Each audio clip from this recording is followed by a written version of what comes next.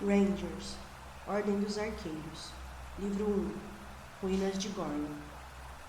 Capítulo 2. Vamos, candidatos, por aqui. Onde está a animação?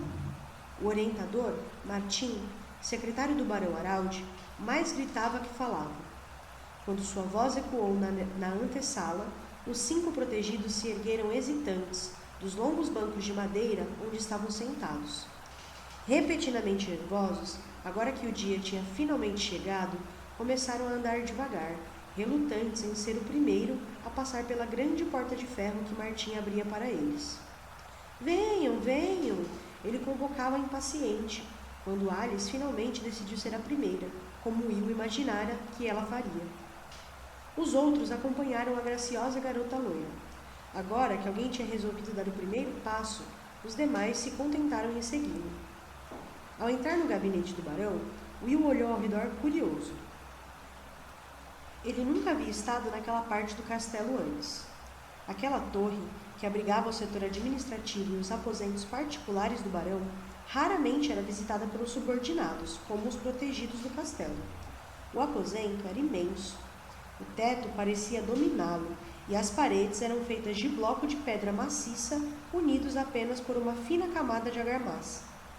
Na parede leste havia uma janela enorme, com grossas venezianas de madeira, que podiam ser fechadas em caso de mau tempo. Will se deu conta de que era a mesma janela que ele tinha visto na noite passada. Naquele dia, o sol entrava por ela e caía na grande mesa de carvalho que o barão Araldi usava como escrivaninha. Agora venham, fiquem em fila, fiquem em fila! Martim parecia estar gostando desse momento de autoridade. O grupo andou lentamente para formar fila, e ele os observou com ar reprovador e a boca retorcida. Por ordem de tamanho, o mais alto no começo, ele disse, mostrando onde ele queria que o mais alto ficasse. Aos poucos, o grupo se organizou. Horace, é claro, era o mais alto. Depois dele, Alice tomou sua posição. Em seguida, George, meia cabeça mais baixo do que ela e muito magro. Will e Jenny hesitaram. Jenny sorriu para o colega e, com um gesto, pediu que ele tomasse o lugar antes dela, mesmo que fosse talvez 1 centímetro mais alto. Aquela era uma atitude típica da Jenny. Ela sabia como Will sofria por ser o menor de todos os protegidos. Quando ele entrou na fila, a voz de Martim interrompeu. Você não, a menina primeiro. Jenny deu de ombros no pedido de desculpas e foi para o lugar que Martim havia indicado. Will ficou sendo o último da fila, desejando que Martim não tivesse deixado a sua pouca altura tão evidente. Vamos, animem-se, animem-se. Agora, atenção, Martim continuou, mas parou assim que uma voz grave o interrompeu. Acho que não precisamos de tudo isso, Martim. Era o barão Araldi, que tinha entrado despercebido por uma pequena porta atrás da mesa enorme.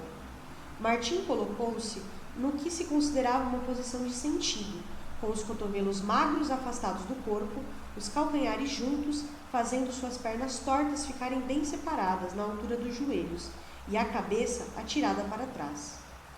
O barão Araldi levantou os olhos para o céu. Às vezes, o zelo do secretário nessas ocasiões era um pouco exagerado.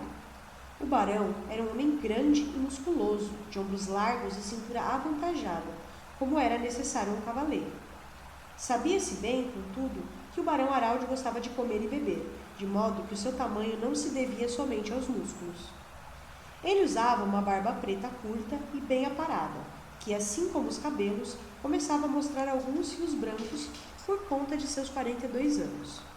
Seu maxilar era largo, o nariz grande e escuro, e os olhos, atentos e cheios de humor, alojados debaixo de sobrancelhas espessas. O seu rosto denotava poder, mas também bondade. Will já tinha notado esse detalhe em ocasiões em que Araldi tinha feito suas visitas raras aos alojamentos dos protegidos, para ver como iam suas lições e seu desenvolvimento pessoal.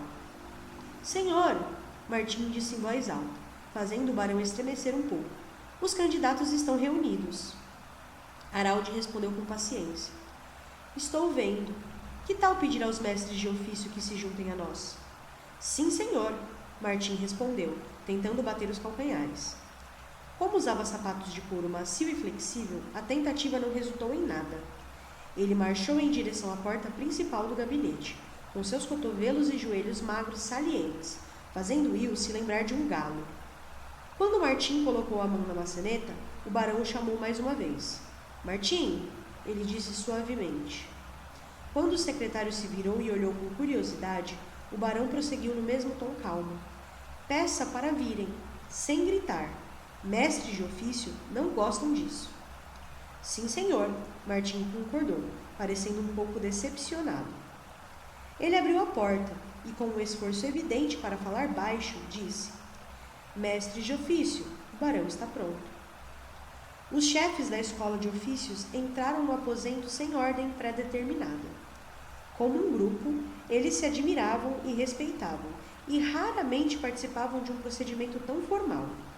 Sir Rodney, chefe da escola de guerra, entrou primeiro. Alto e de ombros largos como o barão, estava vestido a caráter, com malha de ferro por baixo de um manto branco adornado com a mesma figura do escudo, a cabeça vermelha de um lobo. Ele tinha ganho esse escudo quando jovem, lutando no mar da Escandinávia contra navios piratas que constantemente saqueavam a costa leste do reino. Usava um cinturão e uma espada. Nenhum cavaleiro podia ser visto em público sem sua espada.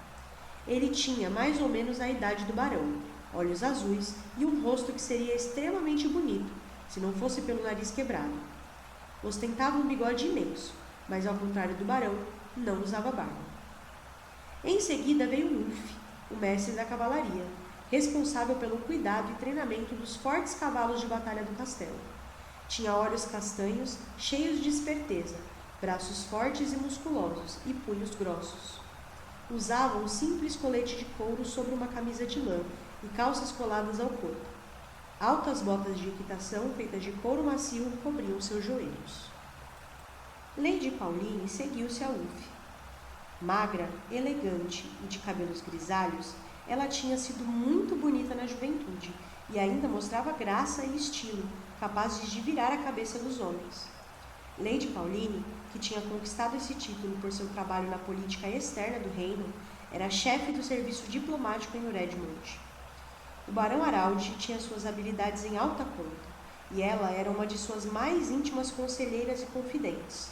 Harald dizia com frequência que meninas eram as melhores recrutas para o serviço diplomático.